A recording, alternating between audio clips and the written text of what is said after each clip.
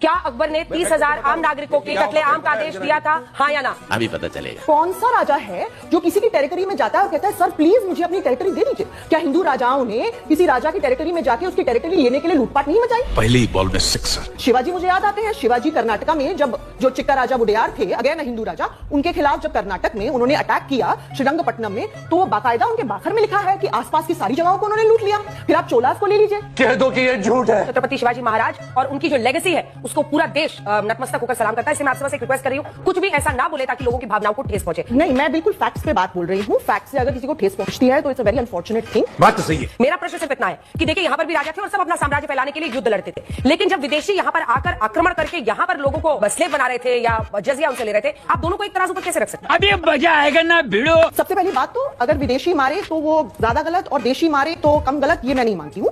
गजब बेइज्जती है। आप और मैं बिल्कुल विदेशी है। आर्यंस जो है वो 1500 BCE में ईरान से यहाँ, तो पूरा का पूरा India he at this particular moment, अपना आप डीएनए चेक करा लीजिए। 2019 में 2 स्टडीज हुई थी, सेल में और साइंस जर्नल में, जाके पढ़िए। वहां कहते हैं कि अप टू 30% जो डीएनए है वो आर्यन ठीक है, ओम जी को दिखा। बस हवा निकल गई। तो आप ये स्वीकार करिए कि अकबर ने 30,000 लोगों को मारने का आदेश दिया था। मैं ये स्वीकार और कर रही काफिर की बात की थी। मैं ये स्वीकार कर रही हूँ कि कोई ऐसा राजा नहीं है जिसने इंडियन हिस्ट्री में कत्लेआम ना। हिस्टोरियनों के फैक्ट से क्यों बात? अकबर के 45 इयर्स के रेन में आपको बस एक इंसिडेंट मिला और एक इंसिडेंट के बेसिस पे आपने डिस्कस कर दिया। मैं 15 इंसिडेंट ले आऊंगी चोलास के। अंजना जी दलाल दलाल ये तो लेने के देने पड़ गए।